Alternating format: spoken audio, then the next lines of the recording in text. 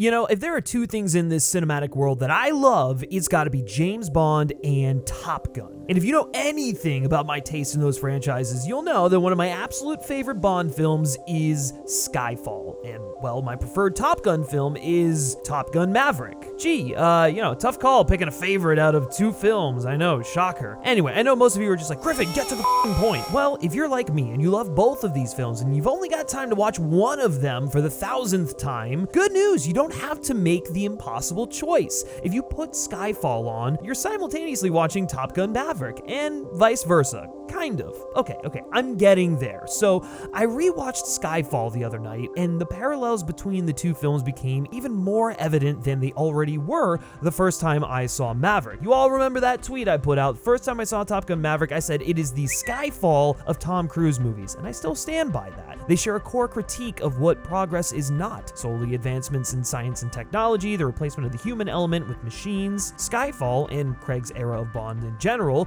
argues that the person holding the gun is what matters, not the gun itself. Top Gun Maverick even affirms this in the text that it's not the plane, it's the pilot. Victory or defeat will come down to the man or woman inside the box. Hell, they even have the same story. At the start, Maverick and Bond catastrophically fail a mission because they go with instinct over orders. They both survive what seems like certain death, one getting shot and falling hundreds of feet into water, the other flying a superjet above Mach 10 when it breaks up over the Midwest. Both are brought back to take on a technologically advanced villain, a super hacker, former agent, and state-of-the-art 5th-generation fighter jets, respectively. Both films raise doubts about whether or not the hero can succeed, especially against such technological prowess, especially with their advanced age. And ultimately, both Bond and Maverick overcome their enemy's edge by utilizing skills that are singular to them, ones which defy tech or time, and both prove their respective relevance, how indispensable they each are to their higher-ups. There's a synergy between stories here that's close to the level you'd normally find in a remake, but both films are also about time. Bond and Maverick both enter the frame in these stories surrounded by challenges about their age. Is there a place in the 21st century for a Cold War hero? Will the old ways be erased entirely by technology, combined with automation threatening to take over their positions, or worse, those positions simply being deemed unnecessary outright and erased entirely? Both of these heroes have something to prove, that there is a place and need for what they do, that it must be done by a human, and most of all, that they are the best man for the job, regardless of how many birthdays they've had. They answer a challenge that they might be better off retiring with a resounding no. Okay, I know. Is Top Gun Maverick merely a vehicle to explore a bit about Tom Cruise, or does it take a page out of my forever franchise to explore the relevancy of national heroes in today's age? Is Skyfall just an elaborate celebration of a half-century of the cinematic James Bond? Or is it an affirmation that technology and time might march on endlessly, but human resolve and heroism will never fail to either? Well, buckle up, folks, because you're in for the dogfight of your life as I finally break down what I tweeted after my first viewing of Top Gun Maverick, exploring the dichotomy between the unlikely masterpiece that is Top Gun Maverick and the unsurprising masterpiece that was, and still is, Skyfall. I value both of these films, and you know what else I value? The contents of my goddamn wallet. I don't want anything to happen to my precious cards, and especially not my cash. Back when I carried around a bulky floppy dad wallet that hurt my ass every time I sat down, I had to stop coins from falling out all the time. My card slots were always a disorganized mess, and sometimes the thing wouldn't even be able to squeeze into my pocket to begin with, leaving my cards and cash, especially the latter thanks to RFID hacking,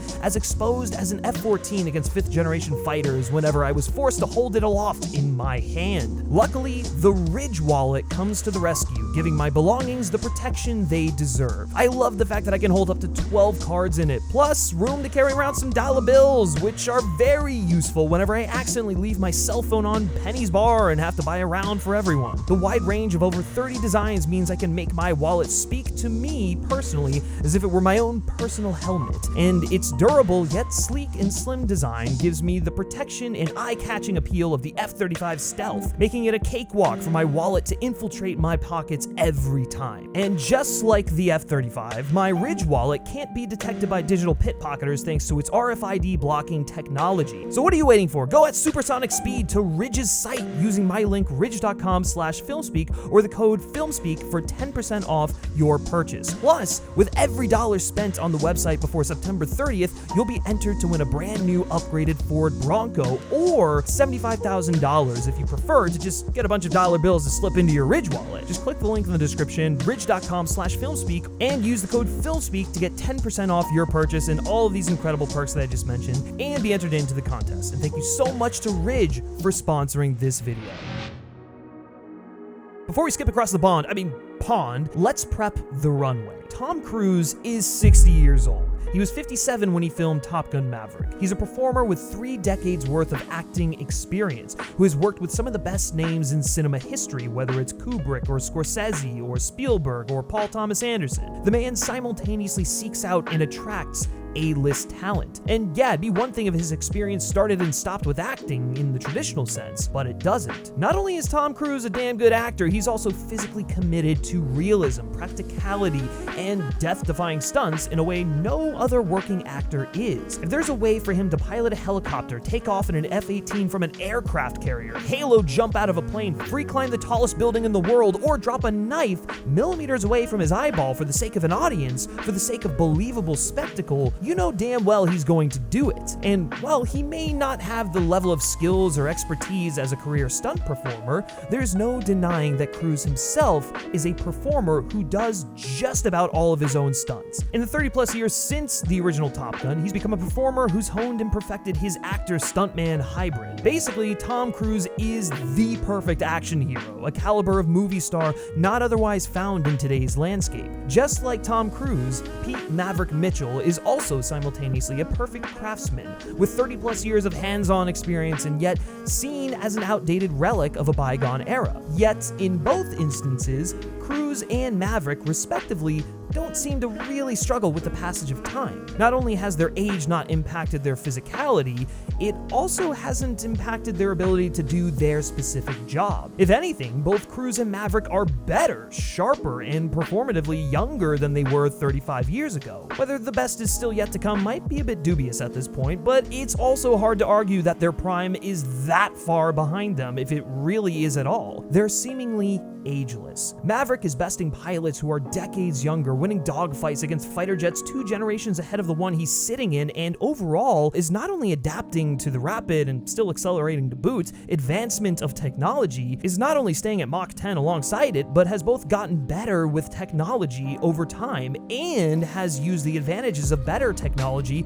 to become an even better pilot. By showing the protagonist getting older, but not aging, by inhabiting an unfailing body that's as quick and adept as it was 35 years ago, if not more so, it gives the film an optimistic, almost stakes-free edge that basks in a fantasy celebrating the greatness of the hero. There's no real uphill battle for Maverick, so much of the events that take place feel like a training exercise, which is also something I'd argue the first Top Gun does as well. It just sort of revels in these guys being the best of the best, the coolest cats out there. Maverick never suffers from decline. Yes, Goose's tragic passing still haunts him, but in the 35 years since, it hasn't impacted his ability to be infallible, and at the end of Top Gun Maverick, he kinda gets Goose back by way of Rooster. While Skyfall seems to agree with Maverick that the man matters more than the machine, it engages in that conversation quite differently, in a way that showcases the contrast between transatlantic heroism and historical sensibilities those heroes represent. If Top Gun Maverick implies that old dogs can learn new tricks without a cost, Skyfall brings us back down to earth with a heavy dose of reality. Rather than assert an ageless hero, James Bond in Skyfall is rugged, worn down, scarred, the penance for clinging to the old ways. Skyfall examines Bond's age, the passage of time, as an obstacle he must overcome in order to defeat the villain. Unlike Maverick, who's funnily much older than Craig's Bond was in Skyfall, Bond has aged. He's not as razor sharp as he once was, not as much of an impeccable physical specimen, but his mind, his ability as an agent, his ability to discern when a trigger needs to be pulled or not pulled, those old-fashioned analog ways That is irreplaceable. It makes Bond less Her Majesty's loyal terrier and more a traditional hero with his own moral code. It reaffirms Bond's place and relevance in the modern world. And his age, the idea that he isn't the man he was 30 years ago, is part of what makes the climb up the bill to defeating Silva all the more satisfying. There's an actual challenge in Skyfall. There are real stakes. We know our hero is at a disadvantage almost the entire film. He's constantly chasing the enemy until he forces the enemy to come to him, where he can do his job on an even playing field, or rather while he has the upper hand. The fact that he overcomes, rises to the challenge despite his disadvantage, and triumphs against insurmountable odds makes the conclusion more profound. When our hero is faced with an uphill battle against decline, it's inherently more heroic. The determination to fight is more triumphant than the actual act of fighting, especially when the odds are stacked against our hero. And while I'm all for the uplifting yeah, fist-pumping, happy ending of Top Gun Maverick, I think Skyfall goes in a more naturalistic, realistic way that resonates more with me as a viewer. Bond recognizes he's fighting a losing battle against his own decline and shows signs of that, making for greater opportunity for heroism, and that heroism comes at a cost. Not everyone makes it back home. Bond has his share of failings throughout the film, and the cost is M dies. Even earlier during Silva's escape in London, Bond is constantly chasing. He's on the ropes. There are casualties which up the stakes and strengthen Bond's vigor. The fact that Maverick always feels in control and never at a disadvantage, even when he gets shot down, with how it plays out, you can infer he'll survive. It manufactures drama where there isn't any in order to make the audience feel like there are real stakes, and those stakes, in contrast to Skyfall, feel smaller. If you've seen enough movies, you know that both main characters, Mav and Rooster, aren't going to die at the end, especially in a goddamn Top Gun movie. Hell, if you're really savvy, you probably knew it would be Hangman swooping in to save them and redeem himself as soon as that third enemy plane showed up. Now, let me be clear, I love Top Gun Maverick. I think it's a goddamn masterpiece. It's cinematic spectacle to the highest order, and I love it. I've seen it so many times. It's my favorite movie of the year. Everything that I'm saying doesn't make the film necessarily any less fun or entertaining, but it idealizes a hero and their journey rather than confront us with the reality of who a hero actually is. Maverick can still be heroic. He can still overcome an uphill battle as he does in the film. But by removing any sign of decline, of aging, he becomes less relatable, and therefore his actions and the stakes less substantial. Maverick becomes mythic, whereas Bond is more realistic. That in turn, fascinatingly, reflects the viewpoints of the respective nations they fight for too. Pete Mitchell is a personification of American exceptionalism, whereas Bond is a personification of a British pessimism, realism, stiff upper lip sort of humility. You can almost imagine a crowd of Luddites or those who yearn for the good old days hosting parades to celebrate the fact that Bond and Maverick overcome advanced technology with a knife in the case of the former and a much older plane in the case of the latter. Yet, despite sharing a largely common basic skeleton of ideas about how progress in name can sometimes in practice be the opposite, Maverick and Skyfall look at the issue in often different, occasionally even diametrically opposed ways when you take a look at their approaches beat by beat. Rather than encouraging the status quo or basking in the glory of England and the Empire, Skyfall instead actually challenges the idea of Her Majesty's loyal terrier in a modern context. It acknowledges that the villains today aren't nations or flags, but individual personalities and their followers, and in order to combat these people, you need agents who can rely on their intuitions, who marry age and experience with the tools of modern spycraft, instead of running on technology or automation. That is why Bond is essentially able to defeat Silva. Silva used to have what Bond had, but he's let it go in favor of relying on tech, on becoming automated in his secret agent dealing. Whereas Bond will never put any technological capability above what he is humanly capable of, instead embracing technology that only allows him to better utilize his skill sets, such as a gun that only responds to his palm recognition. I think that's why Bond is okay whenever one of Q's gadgets doesn't make it home. He knows that, at the end of the day, that modified watch or weaponized car isn't what's going to make or break his mission, like how the mission in Top Gun ultimately comes down to the man or woman in the box. Bond's success or defeat is ultimately determined by himself. Silva, on the other hand, cowers without technology. Just look at his body language at the start of the Skyfall battle versus after he loses his gunship, and is incapable of securing a win on his own merit. There's an arrogance that comes with automation, and Silva represents that. I think that's part of what makes Top Gun Maverick effective propaganda too.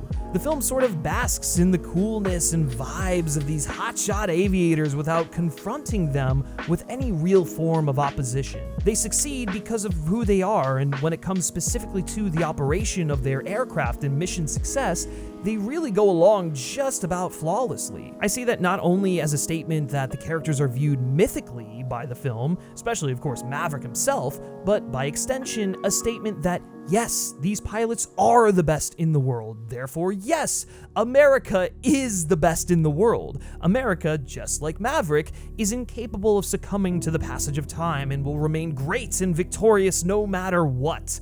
Maverick, just like American exceptionalism, exists only in myth. And by having the pilots of Top Gun Maverick complete their mission so effortlessly against a faceless enemy, it allows everyone to just kind of get behind the heroes and their mission without really considering what it is they're doing or the enemy that they face. It's actually pretty slick because the film doesn't bother asking you about your preconceived notions or allegiances to other nations or their relationship to the United States. But here's the thing about Top Gun Maverick being propaganda. That's okay. That's not a problem. There are plenty of pieces of media that I enjoy that I don't necessarily agree with when you really think about it from a messaging standpoint. I mean, look at all the military porn in Michael Bay's Transformers films, or the messaging of some of Clint Eastwood or Mel Gibson's movies. Those are just some examples to name a few, but just because I don't necessarily align with them doesn't mean that I'm not able to appreciate their work for what it is.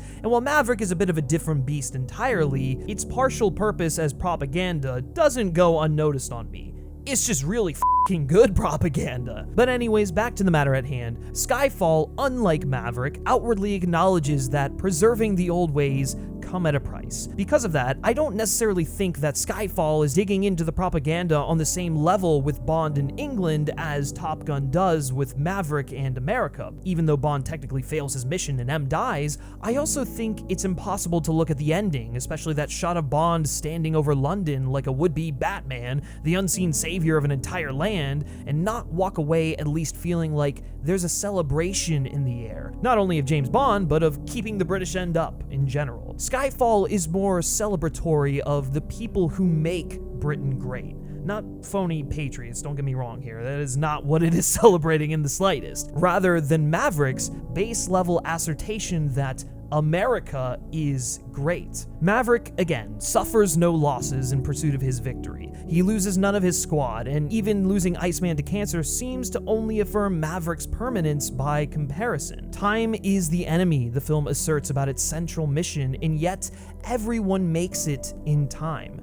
Compare that to how in Skyfall, Bond very much fails his mission twice because of time. Time is actually a hurdle for him, first in his age and, as a consequence, subsequently in his agility. In the first instance, despite pushing himself to the limit, Bond doesn't make it to the tribunal before Silva, and is only through the intervention of others that M is not killed there. Later, he's only a couple seconds too late to shoot the goon who puts a bullet in M's side, and cannot get her medical attention in time because of the tech-free situation they placed themselves in at Bond's manor. Bond runs out of time repeatedly. He runs out of time before Moneypenny takes her shot in the opening. He runs out of time before Patrice falls from the tower in Shanghai. He runs out of time to save Severin. Bond is constantly falling behind and playing catch-up throughout the film, and it's arguably the key obstacle he must overcome. In order for this kind of storytelling to work, in order to still feel a victory even after Bond loses like this, simply because he managed to kill the villain, if we're to genuinely see that as a win at the end of Skyfall, then the hero has to be fallible. He has to be able to suffer and to go into a decline, a significant decline, if we're to take the most bare bones Pyrrhic success to mean that he has won a victory with a capital V. You can't make his struggle compelling if he is a hero who seems to not truly falter or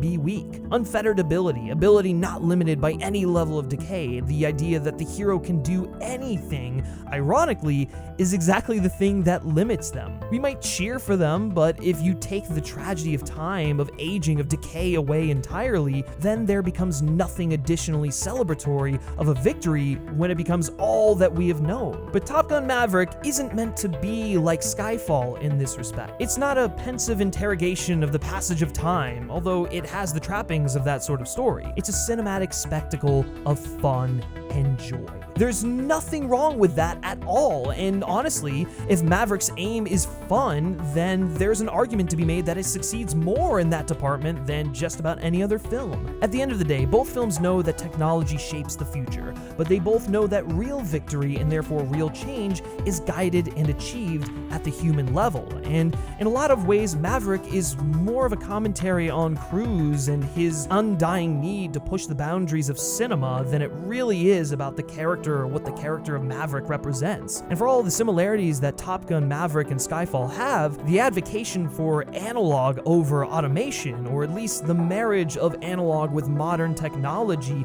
over solely automation, might be the strongest link they share. Top Gun Maverick and Skyfall are both ultimately a confrontation of whether or not heroism can decay. Skyfall doesn't shy away from the notion of decay, of decline, and instead harnesses their inevitability into building a more satisfying victory for Bond. Maverick opts to instead idealize and mythologize heroism into being an immovable, unbeatable, unchanging force. And you know what? It works too, in a different way. Top Gun Maverick is like a sports movie. Sure, there are these individuals, brief moments where the team is down, but ultimately, you know that they're gonna come back and win the game, and there's never any point where they do deal with a loss. This is a generalization, but you get what I'm saying. The way I see it, since both films pull off their ideas and share so many in common, the real-world ideal would be to combine the approach each take. Thankfully, well, at least for myself, I don't need to go fight a supervillain or hop in an F-18, but I can still admit that we live in a more Skyfall world than we do a Maverick world, and in general, understanding that reality will make the fight against what is wrong and evil easier. That doesn't mean you can't admire or even worship a hero. Hell, perhaps the idealism of Maverick is kind of what we need right now given the state of the world. It's light, it's entertaining, it makes you feel good. Top Gun Maverick is like watching Rudy or Miracle, whereas Skyfall is not only in conversation with the larger Bond franchise, but the very nature of the character's employment in a very real and critical way. Both are valid, but it's clear why one is resonating so strongly now, while the other resonated so strongly a decade ago. Me personally, look, I'm just glad I have both, even when I only have time to watch one. Hey guys, thank you so much for watching this video. This is an idea that I've been trying to unravel ever since I saw Top Gun Maverick, figuring out the link between the two films, how to put everything into words. I mean, it's been a long process, but I gotta give a quick shout out to Lauren Spohn and two incredible articles she wrote on Top Gun Maverick and Skyfall over at Genealogies of Modernity. Seriously, this video would not have been possible without both of these pieces, and they are probably some of the best written pieces that I've read on the dichotomy between these two movies. So if you're interested in further reading and hearing Lauren talk about comparing Bond to Tennyson and Maverick to Superman and all these incredible ideas, go check out those articles, which are both in the description below. Seriously, they're remarkable reads, and this video wouldn't have been possible without them.